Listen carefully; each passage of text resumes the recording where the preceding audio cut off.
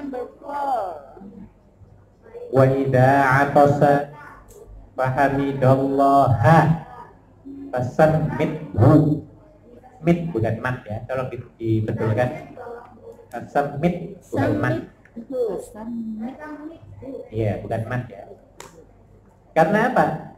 Tanda barisnya itu di atas tasdid.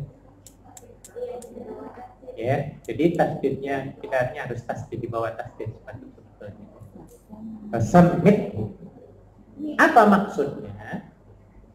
Dan apabila Mbak Bayem itu wahing, wahing, bersin. Bahasa sininya apa bersin itu? Tahaji. Tahadi. Tahaji. Tahadi. Ji. Bahasa Arab tahaji. Apabila Mbak Bayem itu tahaji, nah, ya, maka kita yang ada di sampingnya itu yang mendengar, kita ucapkan apa? Yarhamu. Jadi ketika Mbak Bayem tahaji, kemudian alhamdulillah, kita yang dengar kita mengucapkan yarhamullah, yarhamukallah. Ini Islam. Tapi kalau di Hongkong ini kita lari semua sak gerobaknya. Iya. Lari banget. Kereta itu terbang semuanya lari semua. Betul nggak Bu kayak gitu? Iya. Sekarang ya. Iya. Kalau zaman dulu mungkin enggak. Sekarang Iya. ini. Iya. Tiba-tiba apa tadi mana sih? Tahaji. Iya. Langsung Lari, tinggal kita. Kayak orang gila kita ditinggal. Ya. Tapi jangan. Itu sangat menyakitkan sebenarnya. Ya. Iya, orang baru wahing ditinggal, dikiranya orang berbahaya kayak teroris gitu, kayak bawa bom 10 gitu, ditinggal, mau meledak gitu.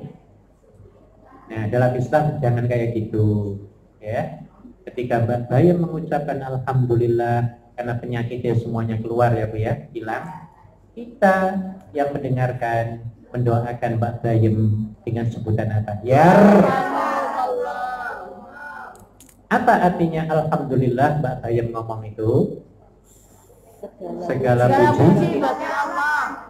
Dia mengucapkan terima kasih kepada Allah karena penyakitnya keluar.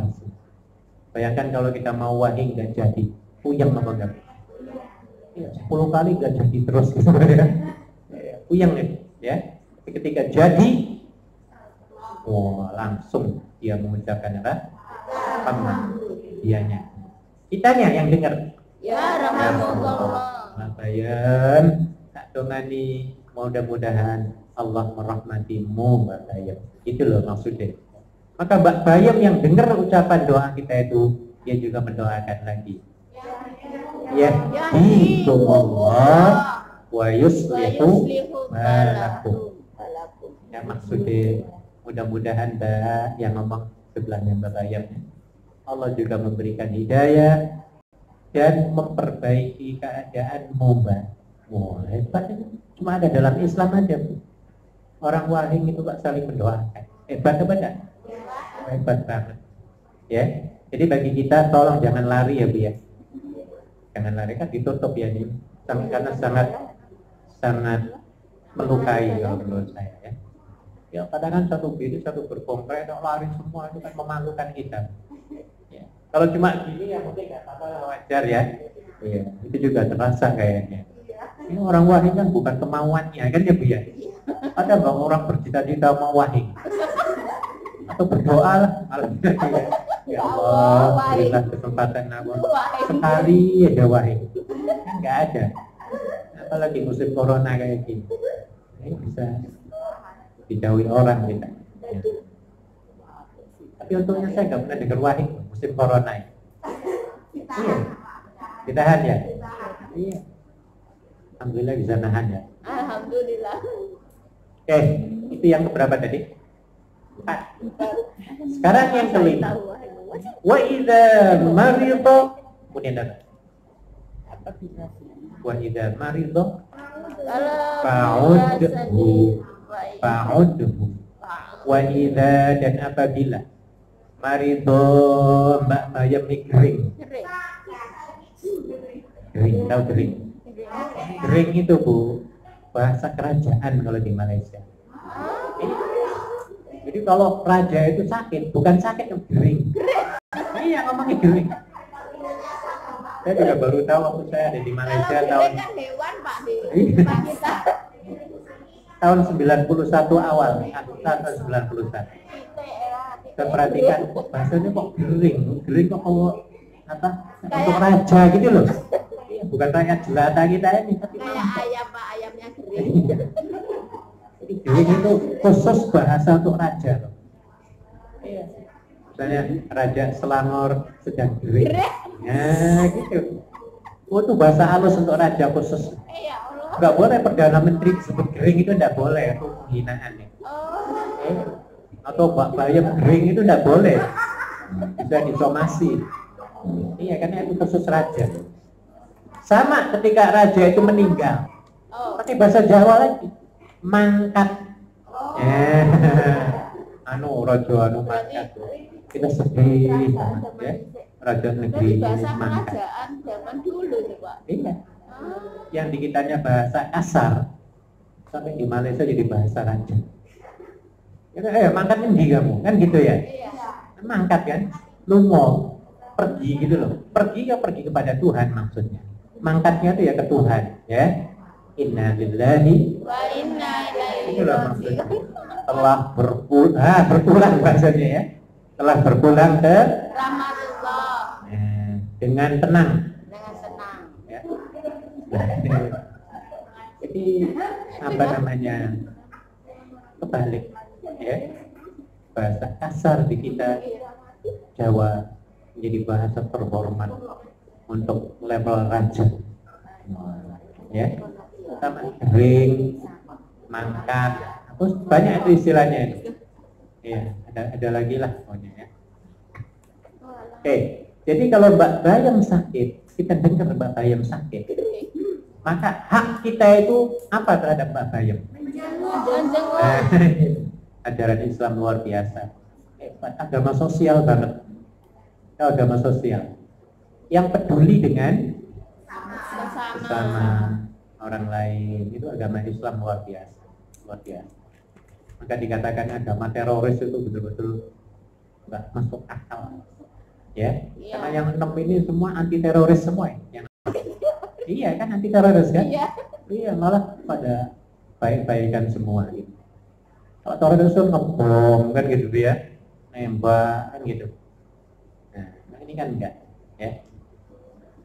Jadi kalau Mbak Bayam itu sakit, kewajiban kita kan menjenguk. Pernah menjenguk orang sakit? Tolong ya Bu, kalau ada teman kita ya, kalau kita ada waktu, 2 minggu yang lalu pergi ke Tunmut Hospital. Ada yang dari Palembang itu sudah mau koma katanya ya, bisa dipanggil untuk sana. Saya ke sana ya. Ketika saya datang melek, saya ngobrol, jawab ya, tenang ya. Kemudian ngomong, Mbak dari mana?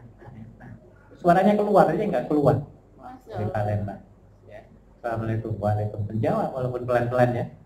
Ya, kemudian yaudah, saya kasih semangat. Jadi salah satu adab kita menengok atau menjenguk orang sakit, jangan diem aja, jangan ya Bu ya.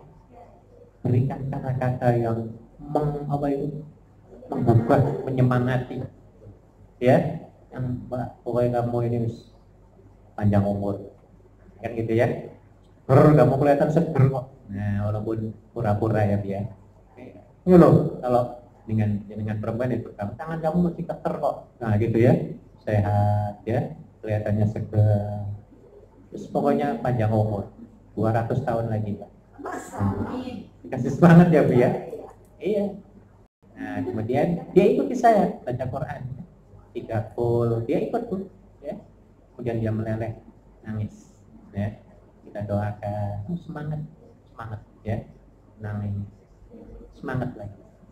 Nah jadi itu pentingnya ya kepada orang yang sakit ketika kita menjenguk. Jangan ngobrol yang bukan-bukan, apalagi nyupatani. Ketika mengganggu, waduh kok panas banget Mbak, ini kok gak lama lagi. Walah, nggak bener ini. Iya, lihat nih kakinya kok dingin banget kayak es, ini bahaya ini. Wah, dia dengar nih. Jangan ya Bu ya, boleh gitu, nggak boleh ya, harus menyemangati. Iya, itu tiba-tiba stroke mati, wah kita kena itu ya, penyebabnya kita jadi. Nah, kemudian adab keduanya Bu, tolong ya, ketika kita menjenguk orang sakit, kata Nabi, jangan berlama-lama berada di situ. Nah, ya, kenapa? Karena orang sakit perlu istirahat dan mungkin ada orang lagi yang mau menjenguk, maka gantian dan jangan lama-lama. 2-3 menit cukup. Ya, kemudian minggu depan datang lagi 2-3 menit lagi, kasih semangat, itu yang dianjurkan. Jangan juga seringan, ya. Jadi ini ada adabnya, ya. Dan kata Nabi, ada hadisnya, orang yang menjenguk si sakit, doanya akan diamini oleh 60.000 malaikat ketika itu. Ya, iya, luar biasa. Jadi kemudian ya ada lagi apa namanya, tawaran surga bagi orang yang menjenguknya. Ya, hadisnya saya lupa, tapi ada tawaran surga. Ya, dibukakan pintu surga kepada orang yang menjenguk. Mudah, maksudnya dimudahkan masuk ke dalam surga.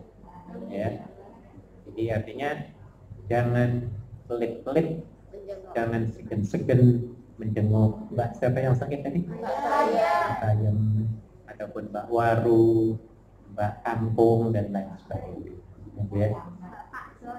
Ya, seperti apa saja lah ya, pahalanya luar biasa ya. That is number 5. Dan yang terakhir, number 6. Wa idza mata, mati. Dan apabila ia mati, mata jadi mati. Ini bahasa Jawa. Bahasa Arabnya mata. Bahasa kitanya Mati. Mati. Dan apabila Mbak Bayem mati, inna lillahi Wa inna ilaihi rajiun. Fa'at bi'hu. Fa'at bi'hu ya, bukan fa'at bah, bukan. Fa'at bi'hu. Maka ikutilah, hantarkanlah Mbak Bayem itu, jenazah Mbak Bayem itu sampai kemana? Ke kuburan, pemakaman. Bahasanya bahasa Malaysia. Nah, itu tugas kita yang terakhir, nomor 6 ya. Dari mulai ketemu sampai inna lillahi wa inna ilaihi rajiun. Awalnya ketemu. Yang keduanya apa? Dipanggil, diundang. Masuk undangan apa, perkawinan, undangan makan, undangan selamatan, kita penuhi ya Bu ya. Ya, diundang kita langsung jawab. Insya Allah Mbak, kalau ada waktu aku datang. Kalau nggak bisa tolong maafin ya. Nah, harusnya gitu Bu, jangan didiemin, nggak dijawab. Kan ada yang kayak gitu ya Bu. Ya. Nggak boleh begitu. Kita harus putuskan. Ya, insya Allah Mbak, aku akan datang kalau ada izin Allah. Tapi kalau aku nggak ada halangan, ya nggak bisa datang dan mohon dimaafkan. Nah, itu maksud yang kedua tadi. Ya, yang ketiganya apa tadi? Benar. Iya, ketika Mbak Bayam minta nasihat, kita berikan. Tempat nih sebelum mati nih, sebelum sakit apa? Bersin dulu sebelum sakit. Bersin. Nomor 5-nya sakit. Habis sakit innalillahi. Oh, paling terakhir makanya nomor 6 ya. Jadi kalau Mbak Bayamnya meninggal, upayakan ya kita mengikuti kalau bisa sholat jenazahnya, kemudian sambil mengantarkan.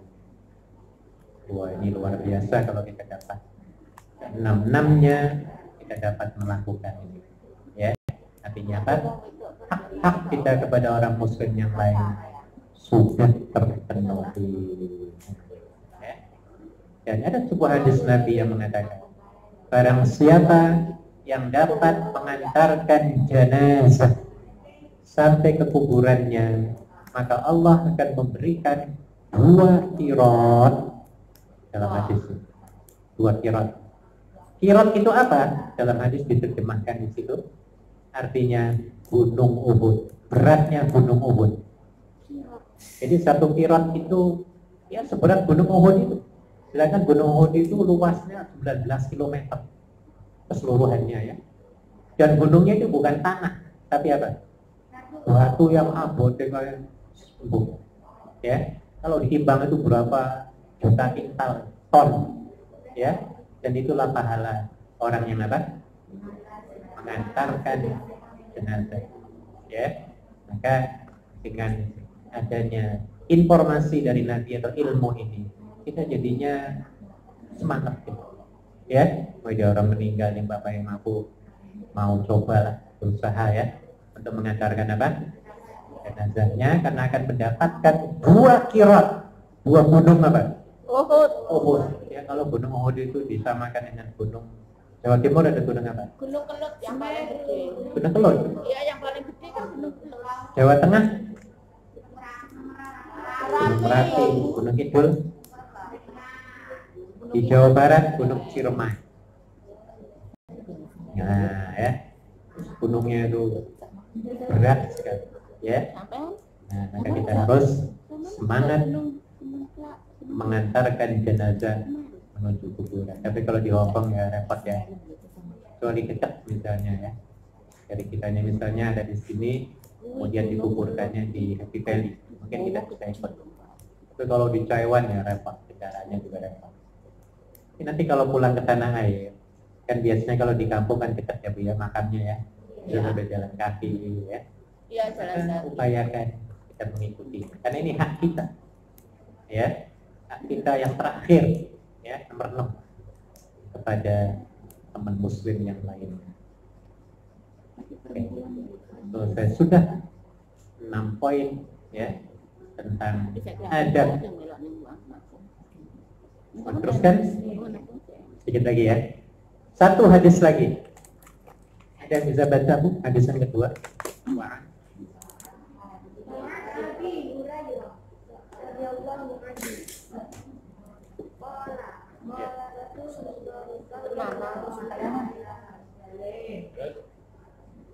Unduru ila man huwa asfala minkum wala tanzuru ila man huwa fawqakum wa huwa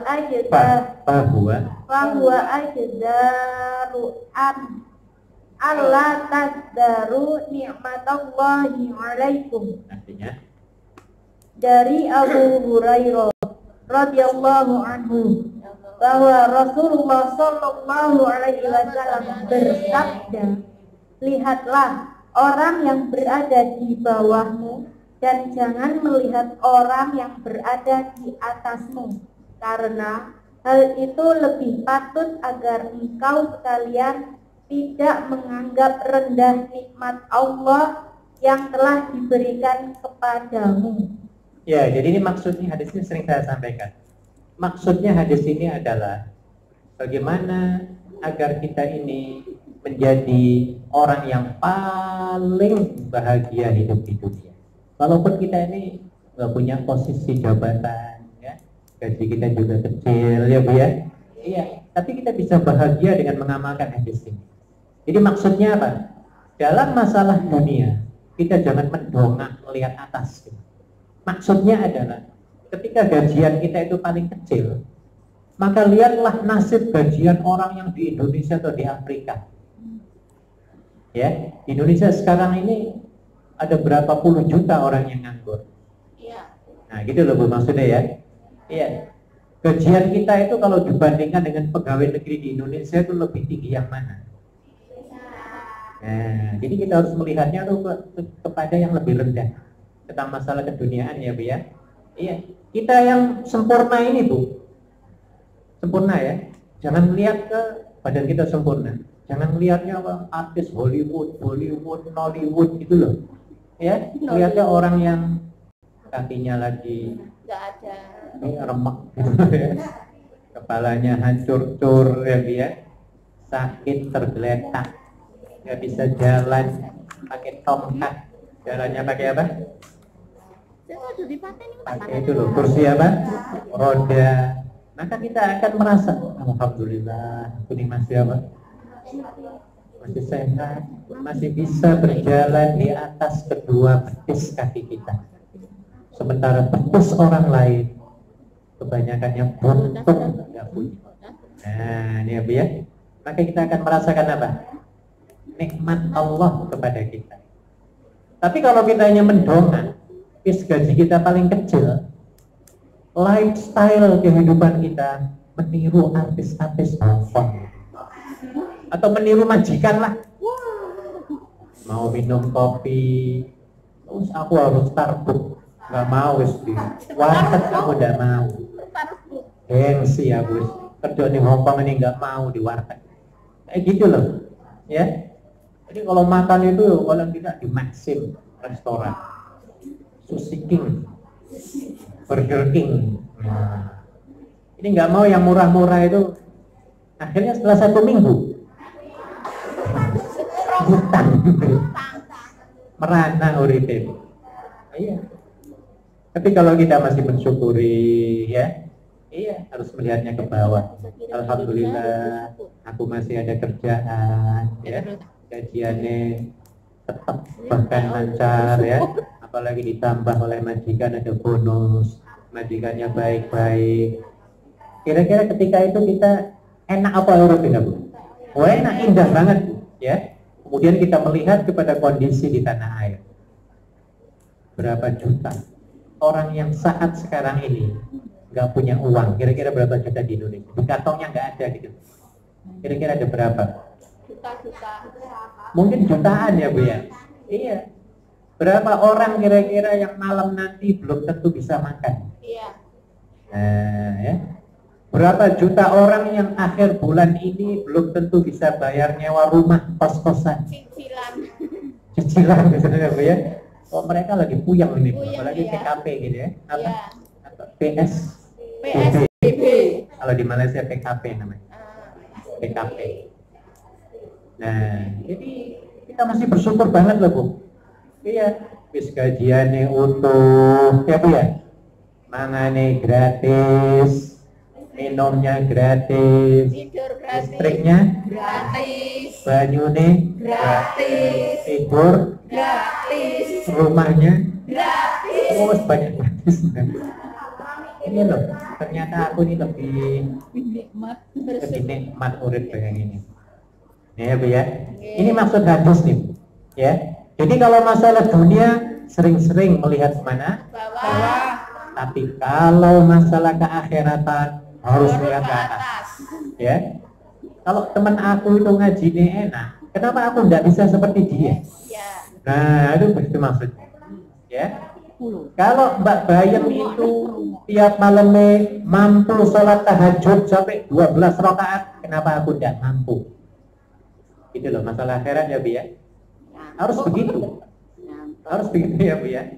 Kalau Mbak Bayem itu 1 hari 1 juz bisa, kenapa aku nggak bisa? Ya Bu ya. Tapi ada juga orang yang apa namanya, misalnya temennya pinter baca Al-Quran atau sholatnya rajin, malah dia brongkol. Ada kayak gitu Bu? Ya Bu ya. Tadi pagi saya cerita ya. Tadi pagi saya cerita lagi ya. Saya ulangi lagi ya. Jadi ada dua pekerja kita dalam satu rumah. Yang satunya itu rajin, satunya malas. Suka nyuruh, kalau dia nyuruh, kalau disuruh perangkut. Jadi kalau nggak disuruh tuh diem aja. Tapi katanya rajin ya, ngaji, ya, tapi nggak mau masak, nggak mau kerja, nggak mau. Bayangnya rajin, tapi dalam hal pekerjaan